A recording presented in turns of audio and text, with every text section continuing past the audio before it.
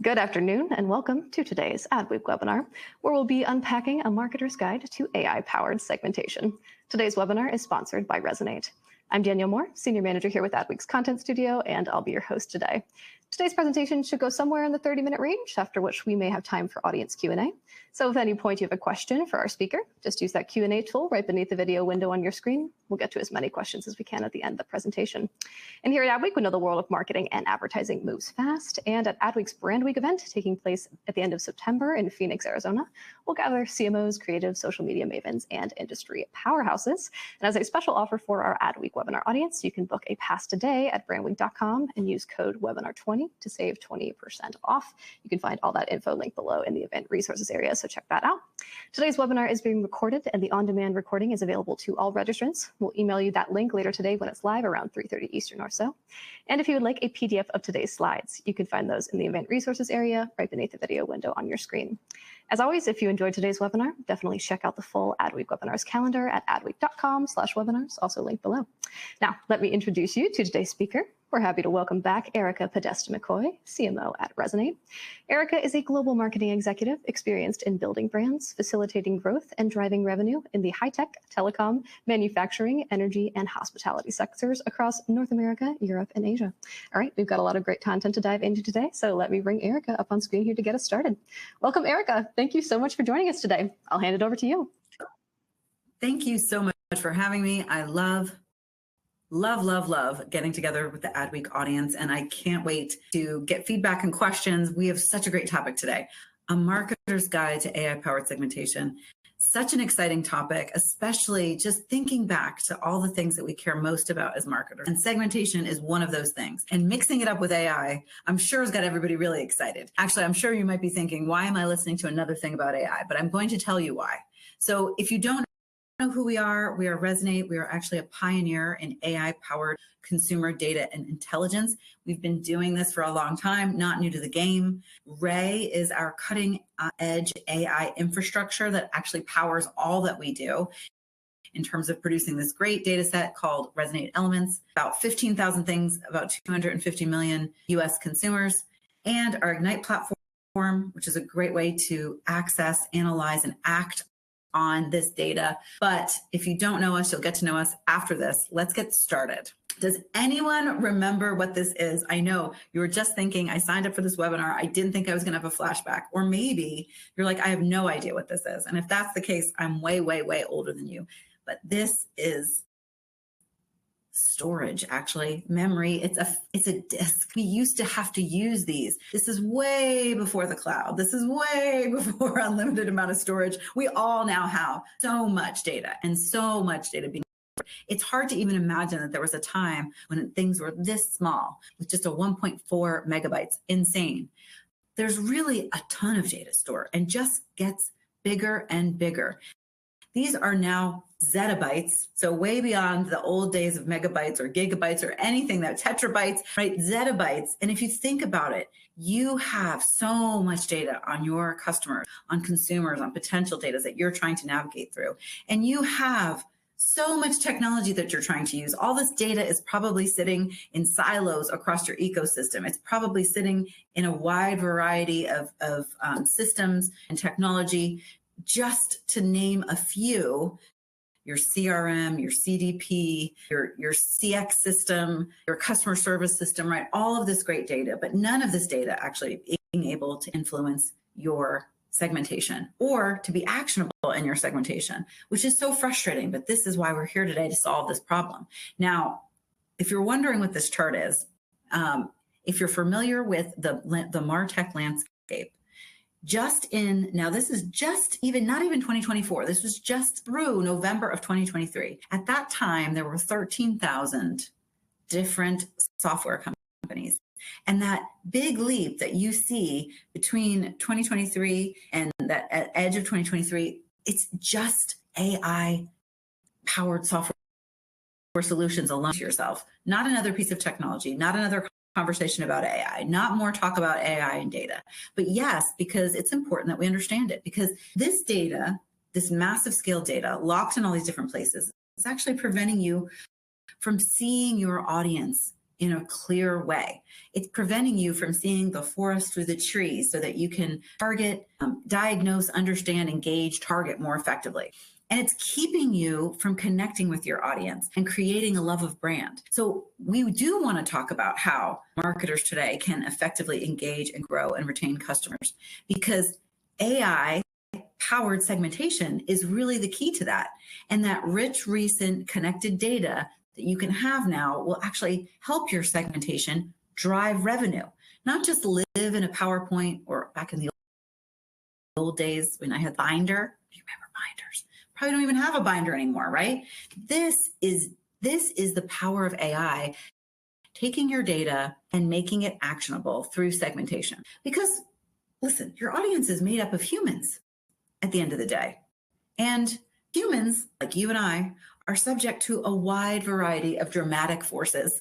If you think about all the things that have happened over the last couple of years and what's happening today, we are going through a period of unprecedented disruption.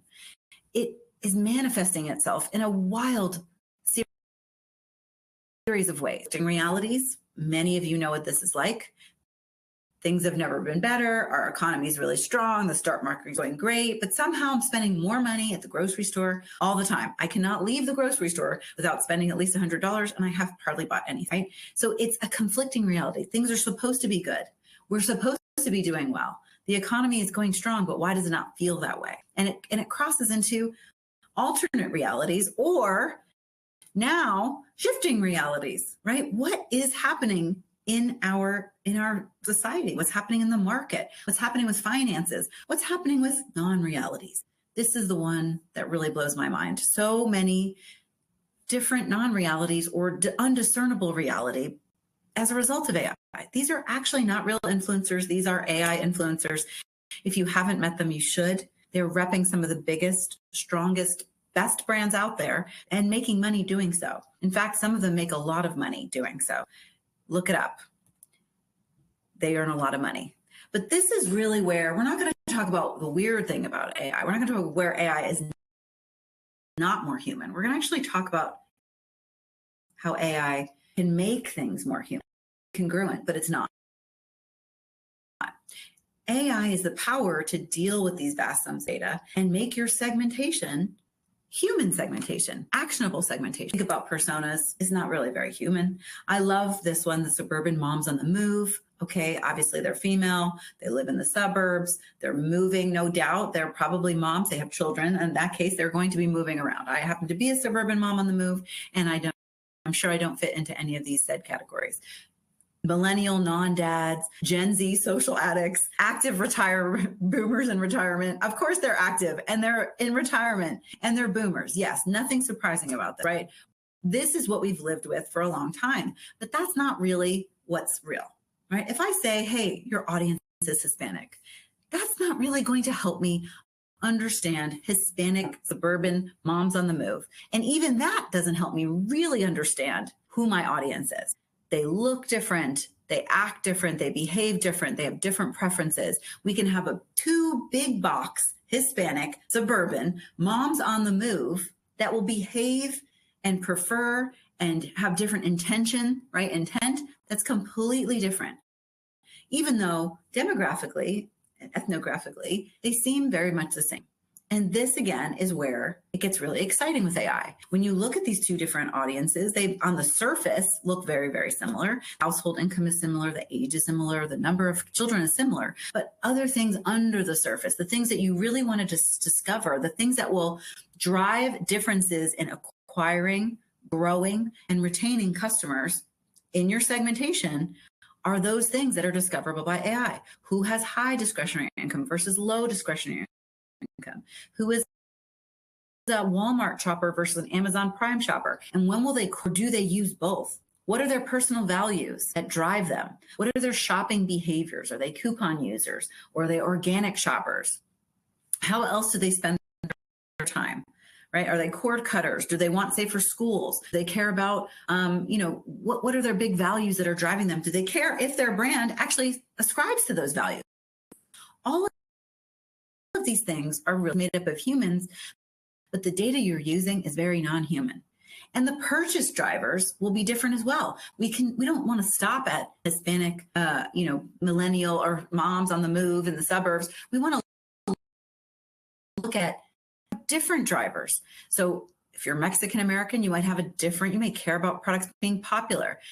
That may be the same for Puerto Rican American, but not the same for a Cuban American. You may choose to want innovative products or unique products, or you may want products that are fun and exciting. And the way that you position your products, services, your solutions, offers, all is different based on these sub-segments. Additionally, cultural affinity or geography also matter. It really makes a big difference.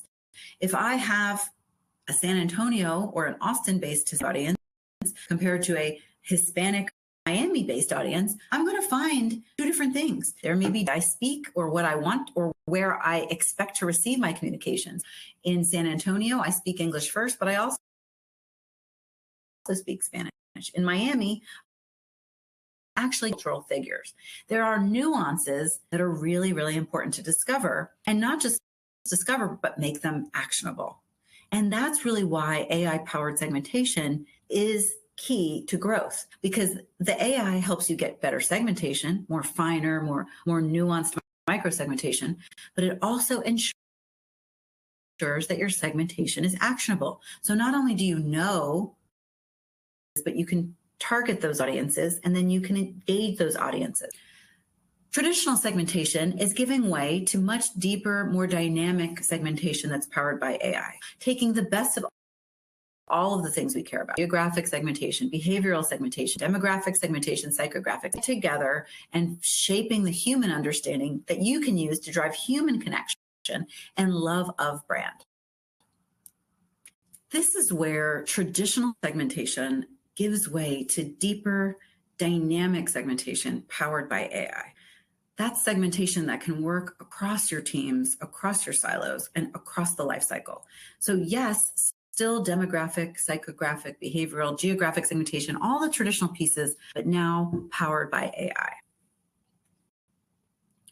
And it makes your segmentation much more human. Advanced micro-segmentation can address really all parts of the life cycle: acquisition, retention and churn prevention, brand awareness campaigns that really resonate, customer experience, product and solution development, content development, and loyalty programs, and creative messaging and offers. It really allows you to bring all of that and make it all powered by the same segmentation, not to leave some segmentation sitting aside in a book somewhere, a binder, and a PowerPoint, and have to recreate audiences for any of these other use cases, but truly having micro-segmentation that can be used across teams, across the life cycle. So let's look at AI-powered segmentation in an acquisition scenario. In this case, I'm going to look at switchers of mobile phone use. So mobile phone people who are thinking about switching. And if we look at the Resonate Elements data set, we see that there are about 20% of mobile phone users that are thinking about switching to a different carrier this year. Now, if we look at that a little deeper, 33% of them list customer service as a top 5 consideration when selecting a provider. So this brings a number of challenges, or depending on how you look at it, opportunities for telecom marketers. Now, when you think about the rising expectation for privacy and personalization, when you think about this change in the way that people are buying since the pandemic, when you think about consumer sentiment changing, especially when you think about technology and the way that adoption has sort of transformed mobile usage, when you think about gaining customers and that trust you and easing any anxieties, and of course, maximizing customer lifetime value, you want to think about acquiring the right types of customers, and you want to think about acquiring high value customers. So let's say I'm T-Mobile and I'm going to conquest Verizon customers. I really want to get Verizon. I think Verizon customers are going to be the right customers for me. My predictive models show that.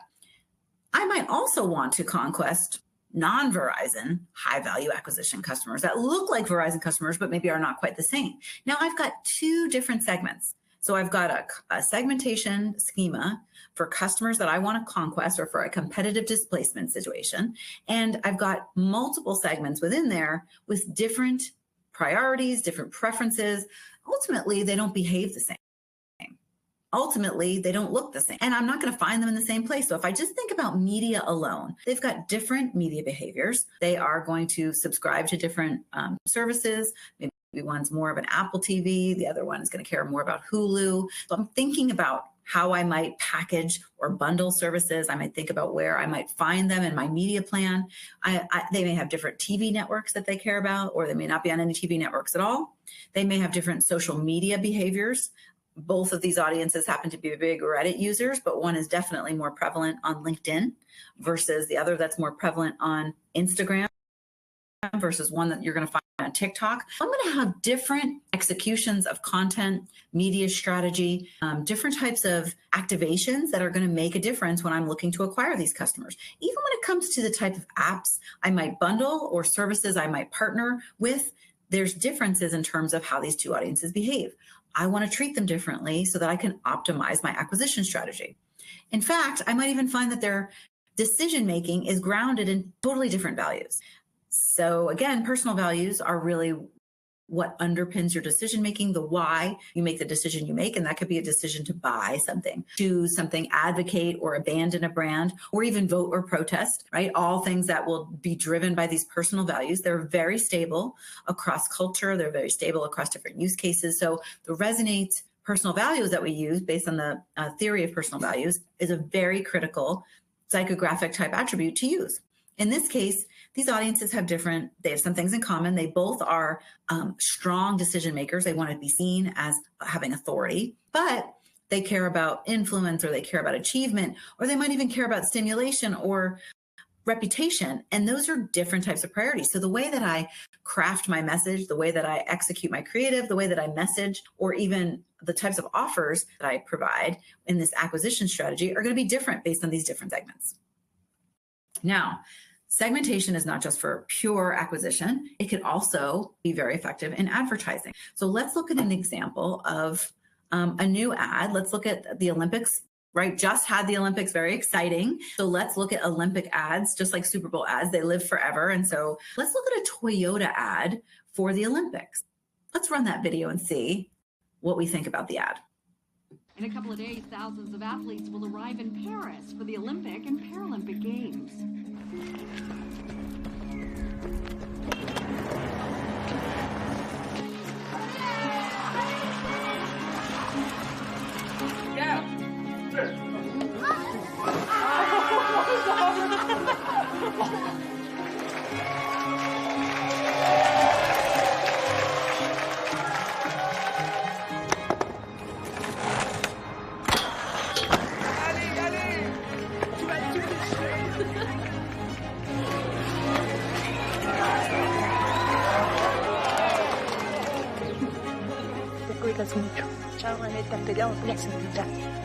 Good luck to all athletes on their journey to Paris.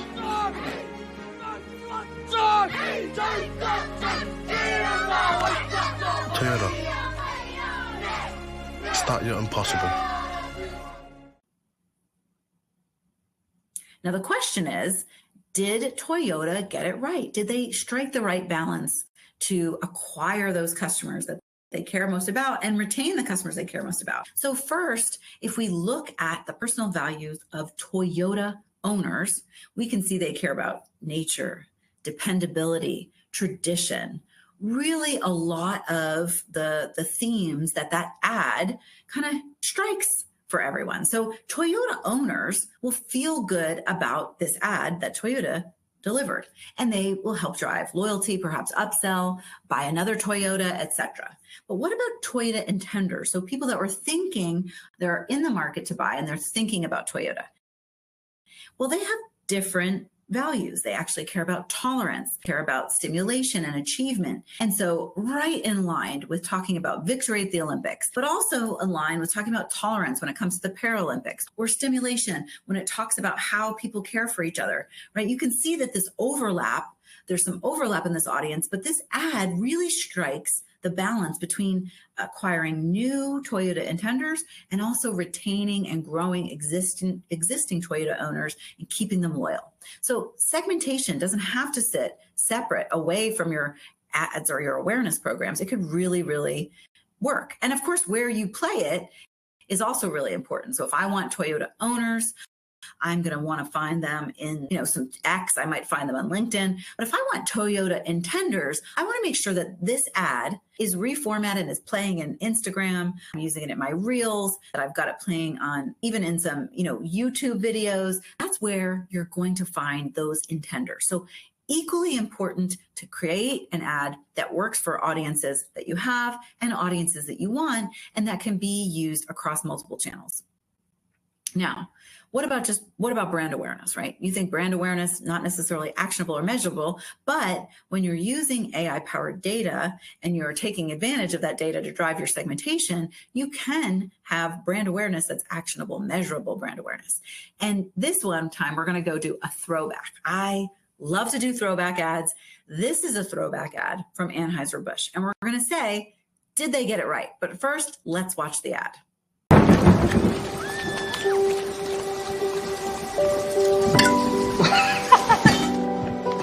So when you say, let's grab a beer, it's never just about the beer. Come on, I'm buying you a beer.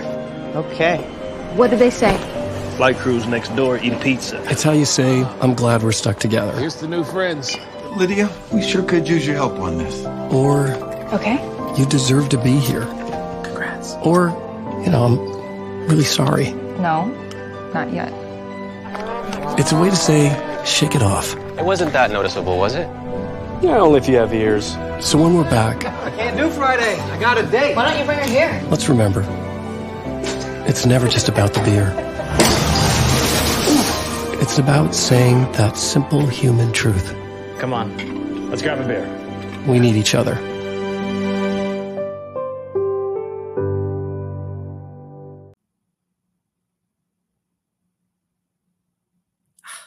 I love that ad. It's honestly one of my favorite Super Bowl ads of all times. I just love the way they strike the human element. Okay, so let's look at Anheuser-Busch beer drinkers. When we look at that, what are they motivated by? So right off the top, things like sexual relationships, living an exciting life, recognition from peers, right? Personally driven by optimistic outlook. Lots of different things that we're seeing in this ad.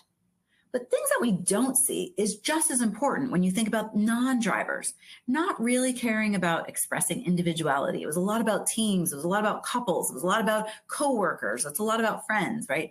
Not necessarily about their own personal creativity, right? So this ad really does strike the balance between the drivers and the non-drivers. But when we go a little bit deeper into our segments, and now we can look at segmentation of beer drinkers with a baseline of Anheuser-Busch beer drinkers with a baseline of all beer drinkers. And we can really get a different understanding for some nuances that will make a difference. And we saw this play out, right? These beer drinkers really care about the company's societal program. They want to be, they are going to be following them on social media. They are going to pay more based on an important issue. They are consumer activists. Really, really important for Anheuser-Busch or other brands to understand this when they're executing their awareness strategy or even doing purpose-driven activities. So when you understand the humans within your segments, you can actually tell more personalized stories that resonate. You can make that connection. So it's time to modernize your segmentation. It's time to think about getting past those flat, corny little segmentations that we use, value seekers, right? Like jet setters. We need to be more insight driven. We need to make sure our segmentation is informed with up-to-date data. These audiences change all the time. You might think your segmentation can't change all the time, and maybe it can't change all the time, but could you do it annually? Could you do it biannually? Could you do it quarterly and still make it actionable? Yes, because this type of segmentation can be scaled for reach and for accuracy. And that update can help you stay more resonant and make this more actionable and measurable. Deep, actionable insights ignite better segmentation and drive customer lifetime value. When you think about using other third-party data for your segmentation, you can see that your path to customer lifetime value is much slower and much more level. But when you have AI-powered data, you can grow and accelerate that customer lifetime value at a much higher rate. The gap here in this golden goal that we have is segmentation that's actionable. And that is solvable with AI. So we've built an AI, we call it our AI Ray. We've actually have built our AI for over a decade ago. And it really is a series of models that understands consumer behavior and intent. So Ray, we like to call Ray, knows the present. Ray remembers the past. So it observes all of this behavior that we see, right? It knows the present and it predicts the future with incredible precision. And that's what you need in your segmentation. The way that it does this is that Ray is training on the observable universe of consumer behavior, billions of histories, trillions of different signals. And it encodes this definitive history of how consumers have behaved and what they're currently doing. And then it locks that into a future context so that we can use it to drive intent signals about things like changing mobile carriers or when you're going to buy a Toyota, right? And it goes across lots of verticals. That system basically drives better segmentation. That Ray can essentially power better data for all kinds of use cases, but one case is segmentation. Now, we take 30 billion observations, offline data, and identity, and we use that to basically power our first model. We call it the Resonate Consumer Behavior Foundation model. An output of that is embeddings, which can be used in your own predictive models, but that's for another webinar. Those embeddings get added to a second model, and that's our Resonate Element Specialist model, where we take all the embeddings, all that encoding of consumer behavior, we add to it a proprietary another level of ground truth data that we collect, and that gives us the Resonate Elements data set, that data that we've been talking about, that then is used to inform your segmentation. So this AI-powered data informs a deeper understanding, informs better performance. And that data comprises all the things that we care most about, demographics, but more importantly, behavior. In-market behavior. Are you an intender for something? Why are you going to buy it, right? What is a future predictor of your purchasing? Things like media consumption, right? Where do you consume? On what channels do you consume? Linear versus nonlinear. Things like preferences. So industry selection preferences, like I'm going to buy because it's safer or it has better quality or it has certain features, all the way through to things like that go across all different industries. And then of course, psychographics, the why behind why you're buying, your environment, your life stages, all of those important things. And because it's AI powered and because it's powered by Ray, we also can use any other custom data that you need. We fill in the blanks with that data. So say that you're in a highly regulated industry like banking or healthcare, and you need data on a specific disorder or specific type of illness or a specific type of financial behavior. You can create that data instantly with AI, and the data can be privacy safe and secure. AI-powered analytics really expedite workflows and can drive efficiency as well. And this, of course, is one of the most practical ways to think about it. But here, we're using AI inside the Resonate Ignite platform to drive faster analysis and improve discovery. Imagine you don't have to do your conventional analysis. Of course, you're going to still apply the human analytical lens. But if I want to look at Target shoppers versus Walmart shoppers, and I want to look across a wide variety of categories that has thousands of attributes, motivations, demographics, consumer preferences, media behavior, right? All the things that we talked about so far, social justice concerns, even recent events, I could manually scan through thousands of attributes, or AI could automatically calculate a Z-score for all of these attributes and then group these into categories for me, write a summary about that category, and let me explore the data. As you can see here, I can easily explore each of those data points and determine whether or not they are relevant to creating my segmentation. I can do that for Walmart shoppers. I can do it for Target shoppers. I can look in depth at all of them and apply that human analytical lens to the power of AI to choose those attributes that are most important to my segmentation. So faster analysis, improved discovery, no blind spots in data that you might not even have thought was relevant to your segmentation, all made possible by AI, but not removing the human element, of course. AI just becomes the thread that connects it. At the end of the day, we are humans. And yes, algorithms, hashtags, followers, all of that is critically important to us as marketers. But it doesn't replace the human connection that can be made discoverable with AI. This growth that we talk about is made possible by comprehensive human understanding, and the AI helps us get that understanding, especially when it comes to segmentation. So it's a great opportunity to advance your segmentation and power your entire life cycle with better performance.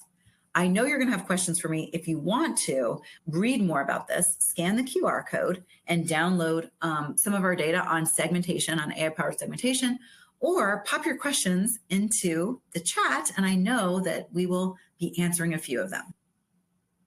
Awesome. Thank you so much for those insights, Erica. As you mentioned, we do have time to get to a couple of questions here. We're going to get to as many as we can over the next 5 to 10 minutes or so. As always, audience members, please know that if we don't get to your question today, we always make sure to get forwarded over to our speaker so they have the opportunity to reply offline. Just a couple quick reminders before we get started with Q&A. Today's webinar has been recorded and will be available on demand. We'll email you a link to that recording later today, so keep an eye out for it. And if you would like a copy of today's slides, you can grab those from the event resources area right beneath the video window on your screen. All right, let's dive in here, shall we?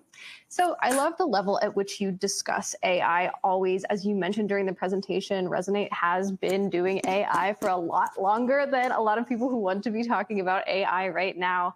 And I think for folks, it just can be intimidated to get started. So we have some questions here related to that. Here's one. What are some best practices for organizations that are interested in incorporating these AI-powered segmentation practices into their marketing strategy, but maybe just don't know where to start? Help them out.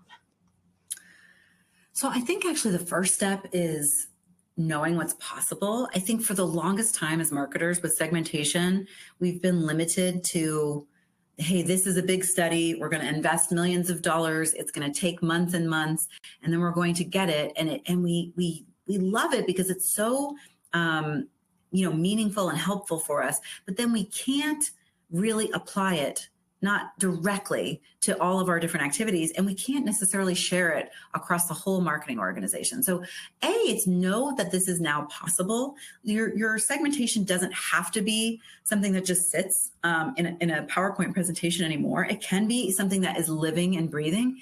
And I guess B is also knowing that it should be living and breathing. At the end of the day, people are not static. They don't stay still. Their behavior doesn't change. When you look just at the data that we've been watching, trending data on consumer financial concerns, right? It's concerns about financial sentiment, spending and shifting loyalty behaviors, right? People have been changing month to month over the last 6 months. If your segmentation is not keeping pace with behaviors like people switching to new brands because they want to save money, or people switching channels and shopping with competitive channels because they need to save money, or shopping even with coupons or using discount codes because they want to save money. If you're not keeping pace with that, your segmentation just sits static, you're going to be missing big sums of the market.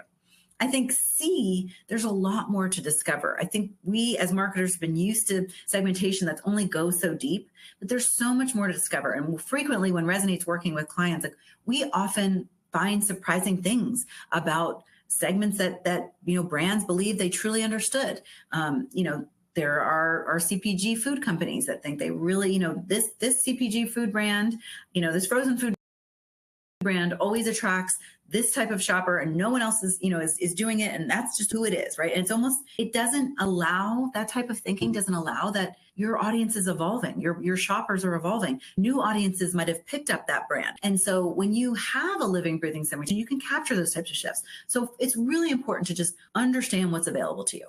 The second thing I think that you think about, and the next kind of big category, is to think about the power of prediction in your segmentation. You can't know, historic and traditional ways of data don't allow us to know everything about everything, right? You have to be able to predict. And many organizations have started to use AI, or maybe the predecessors, right? supervised machine learning, unsupervised machine learning, moving into towards AI, predictive AI, in terms of using predictive models, in terms of predicting churn or predicting next best customer or next best action. So many brands, probably the people on the call today and agencies that serve them, are already starting to use it in that capacity. That can also be brought over to applied to what is traditionally segmentation, and then take that segmentation into action. Connect your segmentation to identity so that you can take action, whether it's within your own ecosystem, your CRM, for email or for direct mail, or whether it's in the broader ecosystem, your DSP, right, for broader advertising, but make that last mile connection with identity. And that's a way to get started. Yeah, thank you so much for that comprehensive roadmap. I think folks will really appreciate that. One of the things you just touched on was this idea of keeping pace. And I feel like a huge theme here is the timeliness factor. We have a question diving deeper into that.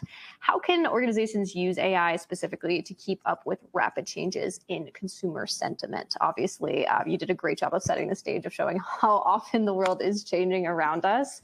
So specifically, they're also asking, how do these segmentations account for real-time changes in consumer sentiment?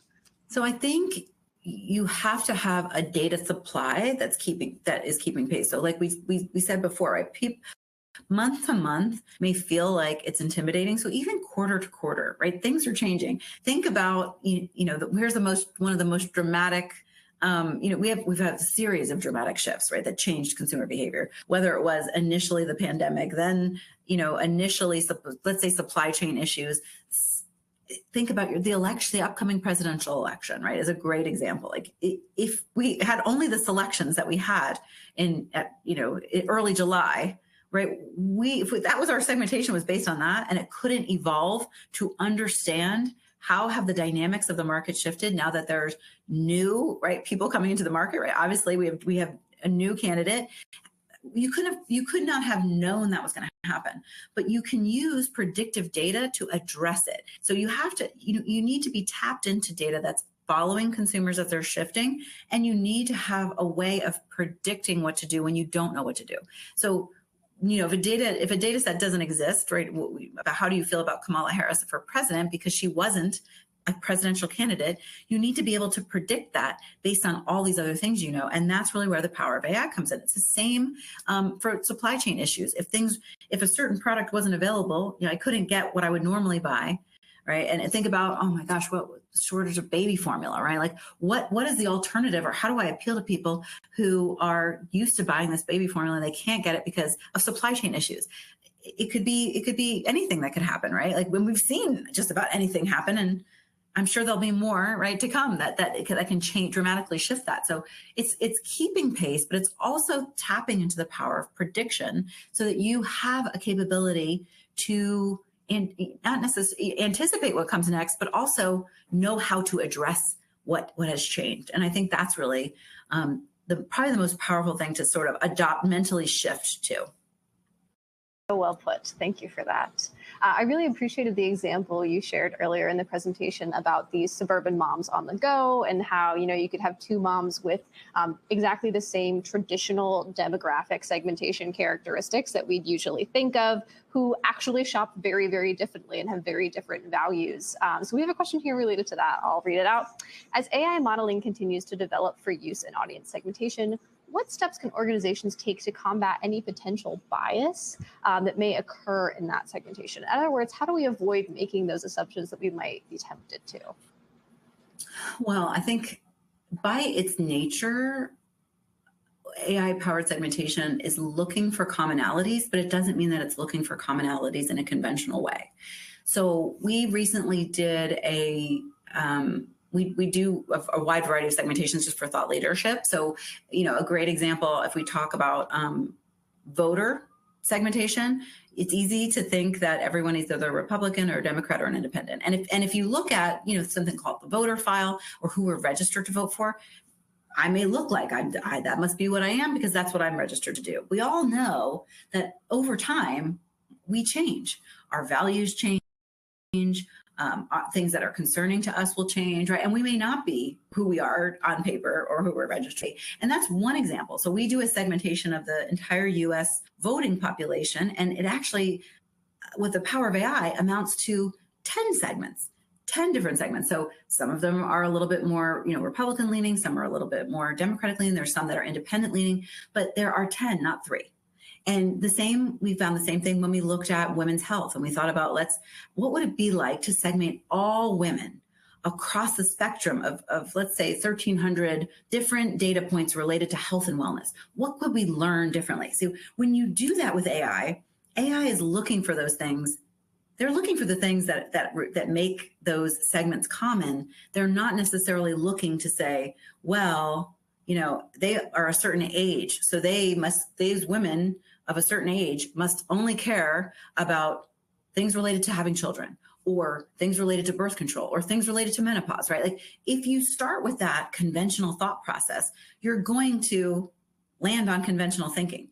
But when you allow AI to scan thousands of different data points and find those things that have those segments will have in common, you can discover things that you might not have discovered before, and it may organize those segments in ways that you would not have traditionally thought about. And that's what's really powerful about AI. Now, you make a good point about ethical AI and removing bias, and I think that's where history counts. Having a leader, right, really, really counts. You have to be working with someone who has large data sets, who has trained their models and is really being conscientious about things like that. So I'd say, I made the comment about how many companies have popped up that are using AI, and everybody kind of throws it around, but you can't do that when it comes to predictive AI. You can't do that. You want to make sure that you have a really powerful, proven, precise data set that's scaled for, and that doesn't happen overnight. So even though the company can pop up overnight, it doesn't mean that the quality of their data will pop up overnight. And ethics and bias are really two very important things to be conscientious about. Very well put. Thank you so much for those insights. Unfortunately, that is all the time we have questions for today. As always, if you enjoyed today's webinar, be sure to check out the Adweek webinars calendar to learn more about our upcoming events.